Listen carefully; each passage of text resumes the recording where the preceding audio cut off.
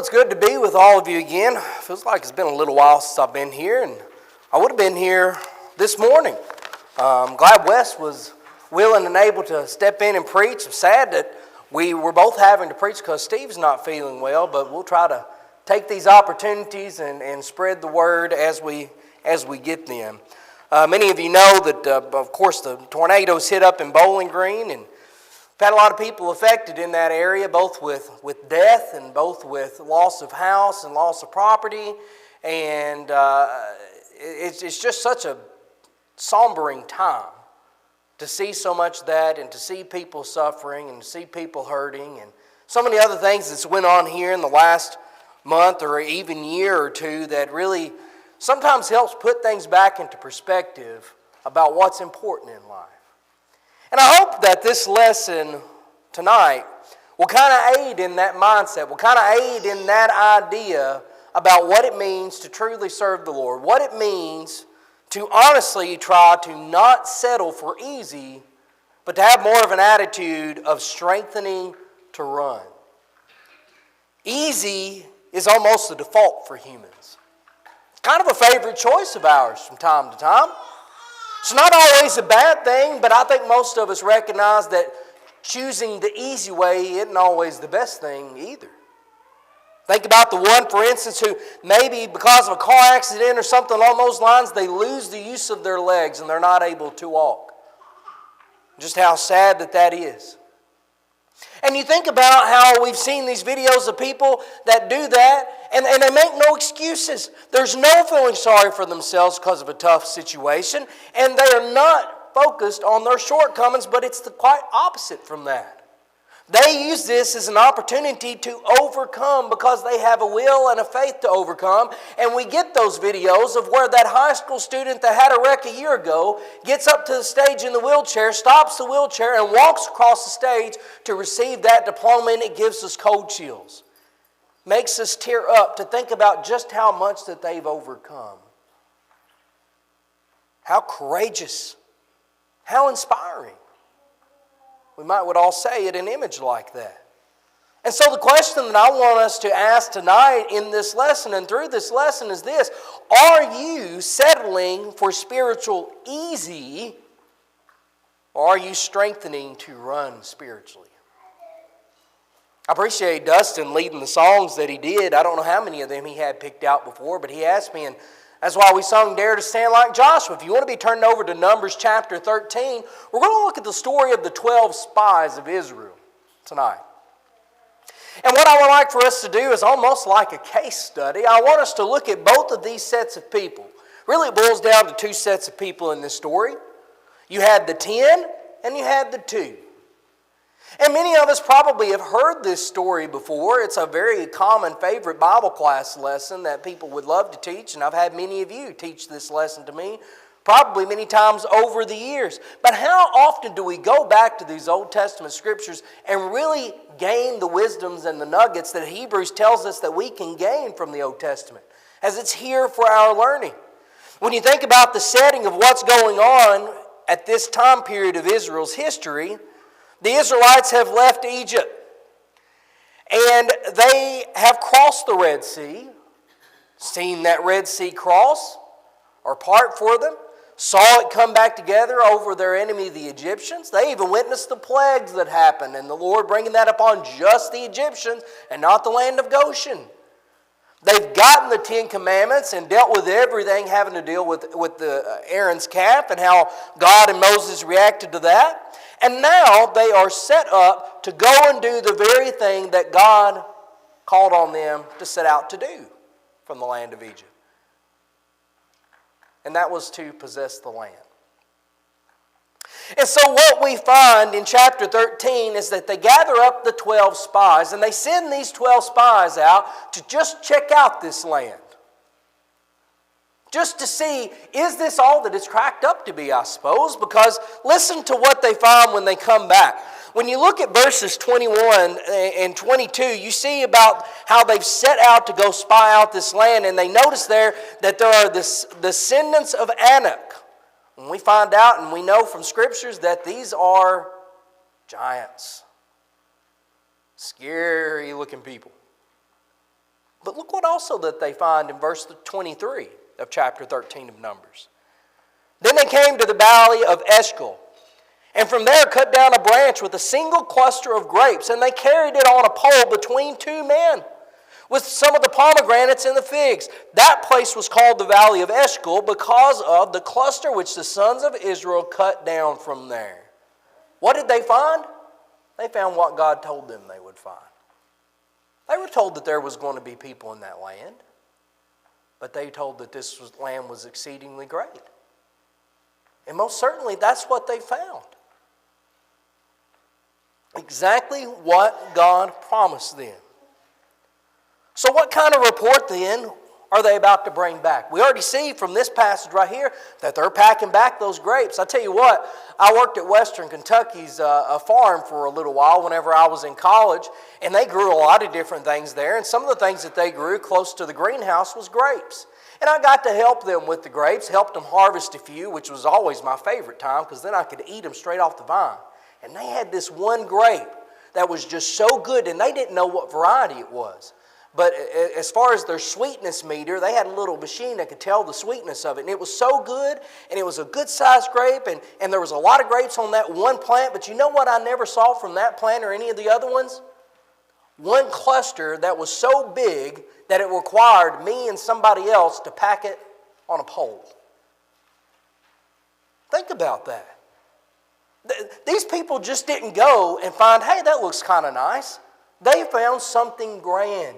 And when you think about what they had just been doing, so of course as we know, or if you don't, they haven't started their wandering in the wilderness. This kind of kicks that off.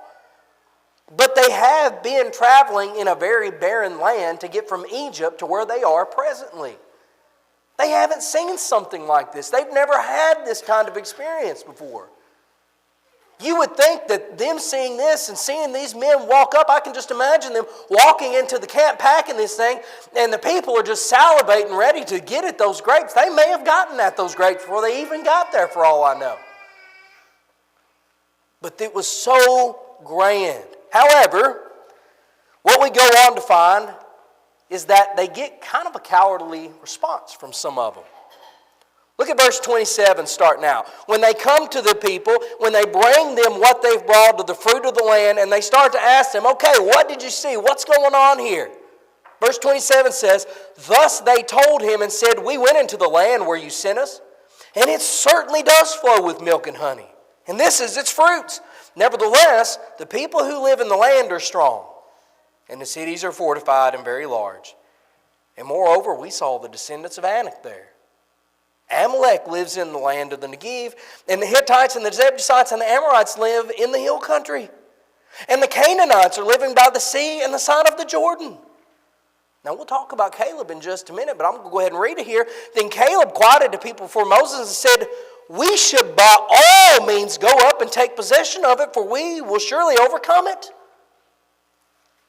But the men who had gone up with him said, we are not able to go up against these people, for they are too strong for us.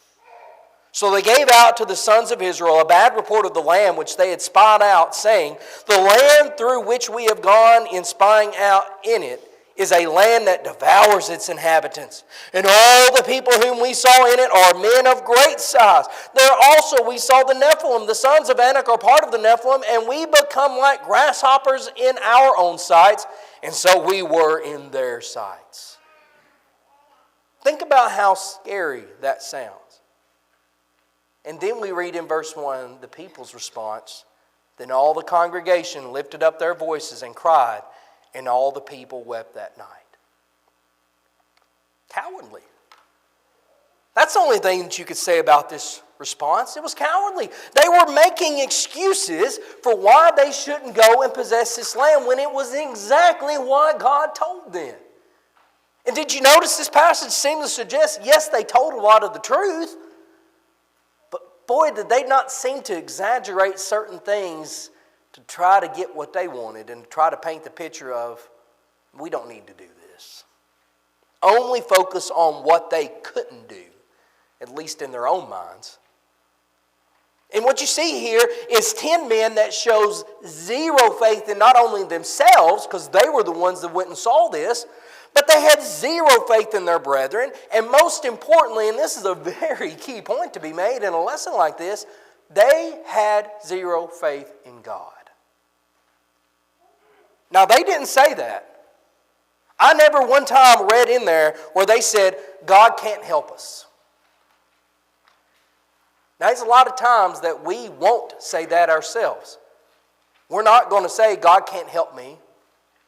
We're not going to say God's not there. But in the way in which we live our lives, in the language in which we use, that's exactly what we're saying. And that's exactly what these 10 men were saying. We don't have faith in God. We don't think we can do it. That doesn't sound like leaders, does it? These are not the kind of men that we want to be, that we want to have around us, that we want leading us. We wouldn't have followed after them, right? What about Joshua and Caleb? We already read Caleb's first response. But then as these people were mourning this and they were weeping about this and they were worried to death about this and they were grumbling and they were fighting, why did we come out here? Why are we even doing this? And Moses and Aaron fell on their face before the presence of the congregation and God because of this. Joshua in verse 6, Joshua the son of Nun and Caleb the son of Jephthah, of those who spied out the land, tore their clothes. That's how much anguish they were in at what these people were doing. And they spoke to all the congregation of the sons of Israel, saying, the land which you spied out the land which we passed through to spy out is an exceedingly good land. If the Lord is pleased with us, then He will bring us into this land and give it to us, a land which flows with milk and honey. Only do not rebel against the Lord, and do not fear the people of the land, for they will be our prey. Their protection has been removed from them, and the Lord is with us. Do not fear them. But the congregation said to stone them with stones. We'll stop there for just a second. These are the kind of men I would follow, right? This is the kind of man that I want to be. These men show great courage. These men are giving no excuses. There's zero excuses coming from them. They're very focused on what they can accomplish if they're willing to do so because they have faith in God. Therefore, they have faith in themselves and they have faith in their brethren. These people are rebelling against God, and that's exactly what they tell them. You know, sometimes we try to approach things, and we should, absolutely.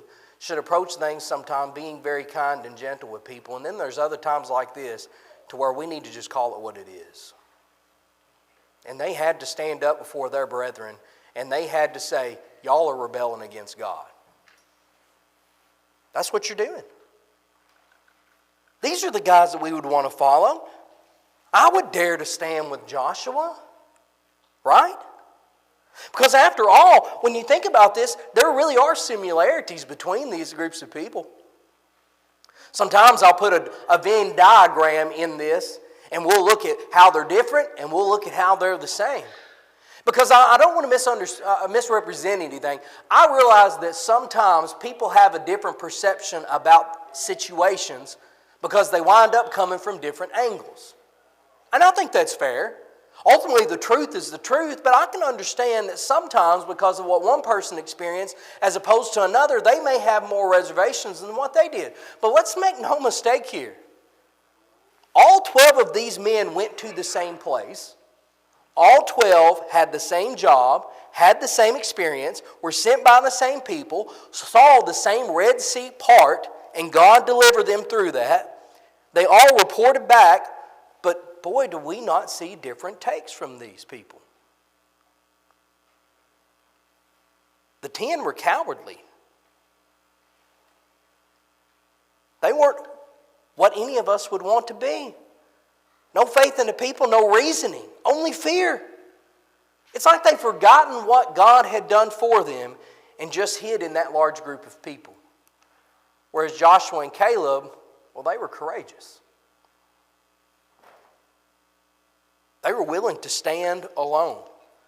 They were willing to please God in the face of opposition. And it's the first point right there is. What did they do whenever the people were grumbling and complaining and fussing? They tore their clothes. They were in that kind of anguish. When people are opposed to God, especially your brethren, are you in that much anguish? Does it bother you when people, especially your brethren, are speaking out and making excuses for doing what God's will is? Because it bothered Joshua and Caleb, because they knew it's not just affecting them, it's affecting all of us. And they were right. They spoke faithfully of the Lord, faithfully of the people. They were trying to use reason where the other people weren't. And they saw it as rebellion, as fear, as cowardice. And they were even willing to do this even in the face of these people wanting to stone them. But instead, what we see is the glory of God, in verse 10, shines before the tent. And we have a different story from there on out. As some of you probably know and probably have read and studied, the 10 and the rest of Israel will go on to wander in the wilderness for 40 years, dying in the wilderness throughout those 40 years. Because they took the easy way, right? No, it just looked like the easy way in the moment. In the moment, the easy thing was, let's just stand with all of the group of the Israelites. Let's not go into that land. That was easy.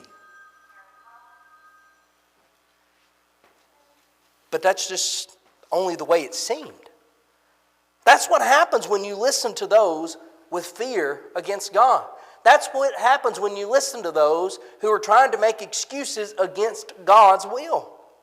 Caleb would go on to later enter into the land, fighting and possessing the land that is promised to him. Joshua, as we already have been singing about, not only would he go into the land fighting and would have the possession of his own, but he would then go on in as the leader of God's people, and such a good leader that I kind of view him personally as one of the greatest leaders that the nation of Israel ever had.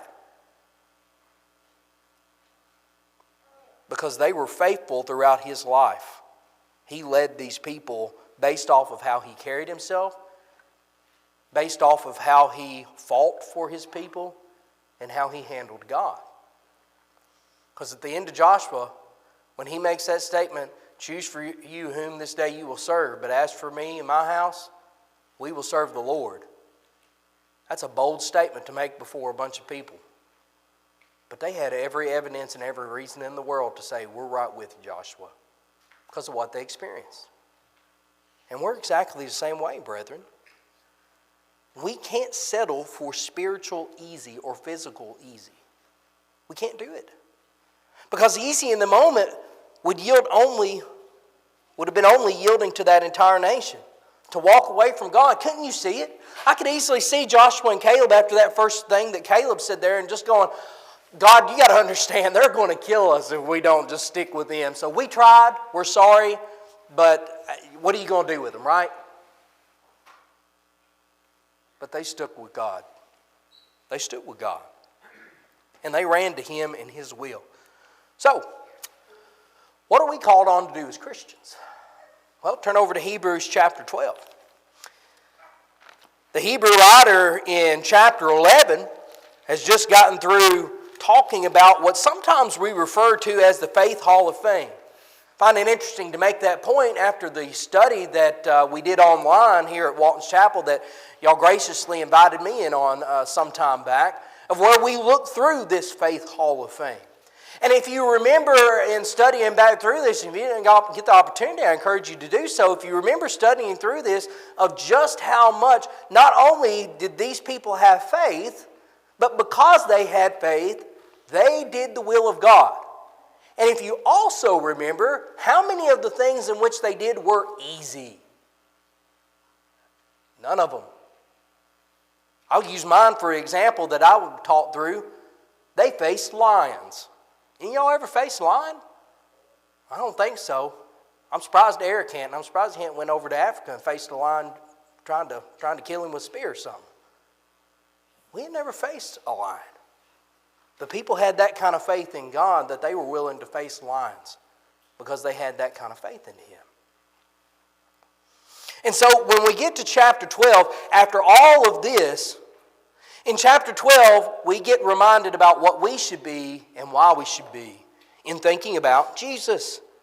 Therefore, starting in verse 1, therefore, since we have so great a cloud of witnesses surrounding us, let us also lay aside every encumbrance and the sin which so easily entangles us, and let us run with endurance the race that is set before us. Fixing our eyes on Jesus, the author and perfecter of faith, who for the joy set before him endured the cross. Despising the shame, he sat down at the right hand of the throne of God. For consider him who has endured such hostility by sinners against himself, so that you will not grow weary and lose heart. Folks, it is easy to be the 10. And my guess is that there's probably moments in our life that each one of us has been the 10. But my hope is that as we grow as Christians, that we have fewer of those moments to where we're like them, and more and more and more of those moments to where we're like Joshua and Caleb. It's called growth. It's called growth and understanding. What a crowd of witnesses indeed that saw God's power, that saw God's faithfulness. And think about Jesus. Think about how Jesus endured everything that he endured. He didn't settle. He didn't give in to Satan when he was in the wilderness. He didn't give in to the Jewish leaders when they wanted him to deny himself. He wasn't willing to do that. Easy in the moment would have said, God, I really don't want to suffer on the cross, which really wasn't his big angst. I could have easily seen Jesus say, Lord, I don't want to be separated from you. That's where the issue got to be for Jesus. I don't want to be separated from you. I don't want to do this. But he wasn't willing to do that. He suffered for us because he didn't settle for easy. Easy would have been not to even come down to this old earth. Easy would have been just stay in heaven. But he didn't do that. Friends, we can't both be entangled, as this passage talks about. We can't both be entangled with sin and the devil and then trying to run with Christ. It doesn't work that way. It's one or the other, and the choice is yours, but Christ has given us every reason in the world to walk, or dare I even say, run for him. The world's going to cripple you. Sin's going to cripple you. But you can overcome that if you are willing to. If you won't settle for easy. Because things like cowardice and sin, like those 10, like those 12 saw, that's who's going to lead to that. And so therefore, we need to get rid of certain things. Because what I think we see from the passage that we looked at over in Numbers is we see 3 different things that I want to point out to fill out the rest of this lesson. I'll make these really brief. 3 different things that I think we see from those 10 that we didn't see in Joshua and Caleb, but 3 things that absolutely could easily be in each and every one of our mindsets. First one I want to bring up right here is this idea that we can't let our shortcomings as humans hold us back.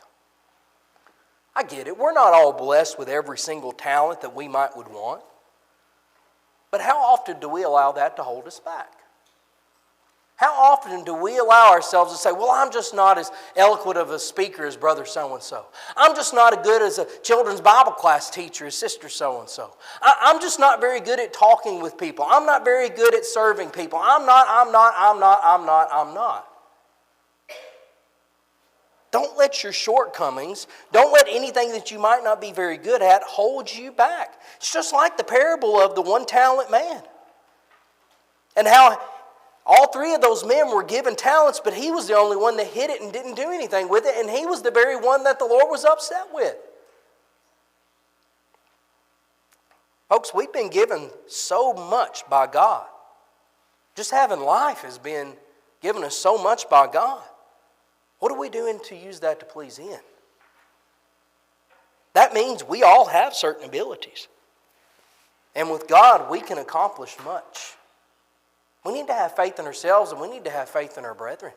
Encourage one another and be encouraged by one another. Well, this flows right into the next thing. One of the things we saw the 10 do, and if you was paying attention when I was stressing that, we make excuses, don't we? Don't excuses get in our way of a lot of things in life? You don't think Joshua and Caleb had excuse? We talked about that. You don't think Christ had an excuse? We talked about that. And just think about what we mean when we think about excuses. If I sneeze up here and I say, excuse me, or if I was trying to cross you in the aisle while you were trying to sit down and listen, and I said, excuse me, what we're asking you to do, and what we're basically saying is, I realize that this is not really what you want. I realize that this is not a very nice or comfortable thing, but I'm still going to have to do it. Please excuse me because I did this. Or you think about with school. And when you get sick and you call into school and you say, I need an excuse for today because I'm sick and I went to the doctor. And you get that doctor's excuse, that almighty and powerful doctor's excuse that we all just loved so much when we were in school. To excuse you because you were sick.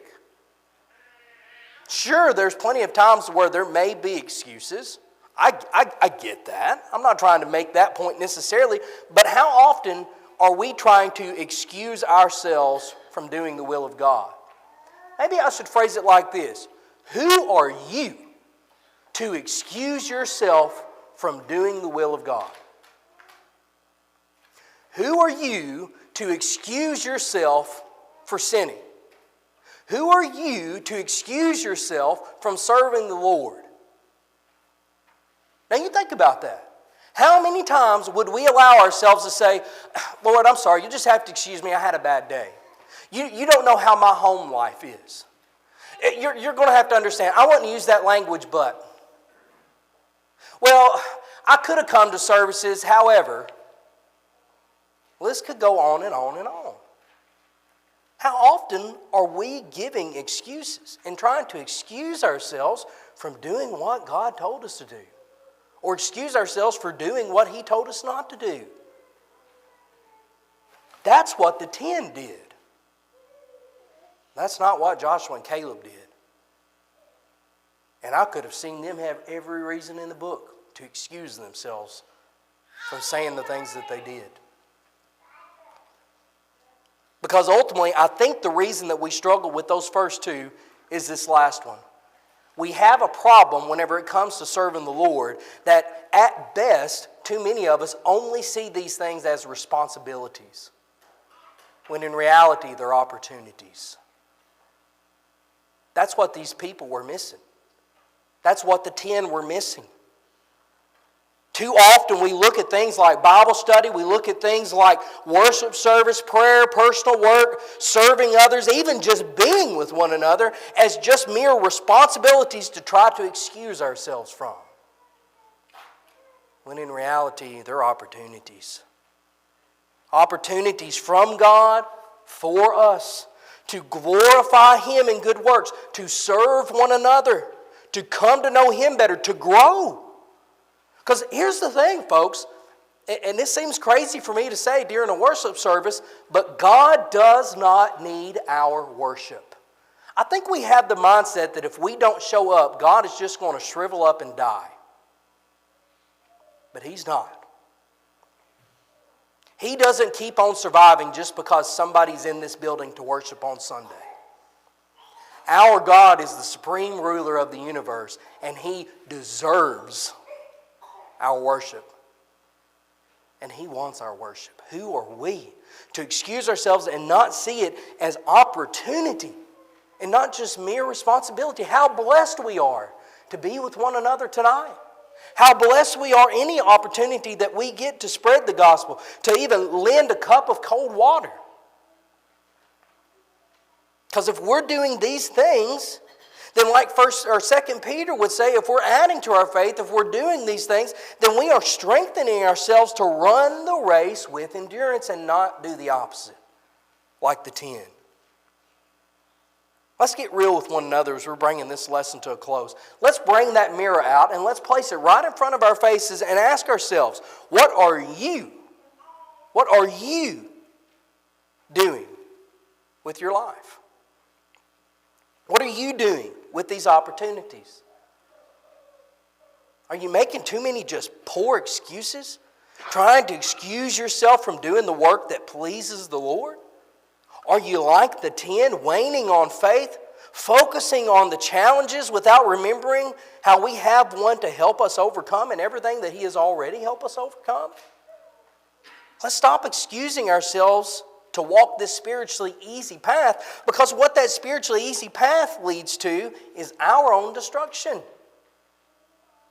to our wandering in the wilderness. And let's start strengthening ourselves, and let's start strengthening our brethren to spiritually run to our Lord.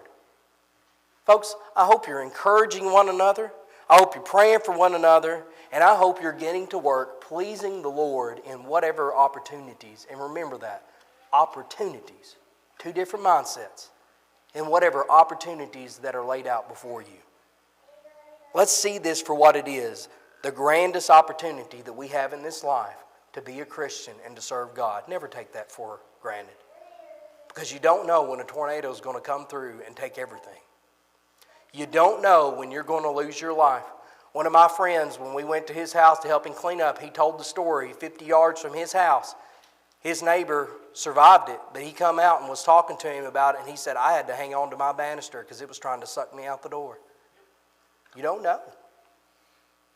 Right now is your opportunity to make things right. Right now is your opportunity to stop settling for easy if you've been settling for easy, and to come to the Lord, to obey Him, to do as He tells you to do. If that means repenting in your seat and making a change and telling the Lord that you're sorry and making that true change, then do it. If there's something public and you need the prayers of the saints and to make it known, let us pray for you. Let us help you. But if you need to start that walk with Christ, do it tonight. Let us help you. Let us talk with you. Whatever we need to do, me, the elders, and so many other people here would be happy to continue to study with you or to sit up all night and talk with you. Whatever we can do to help you, we ask that you please come now as we stand and as we sing.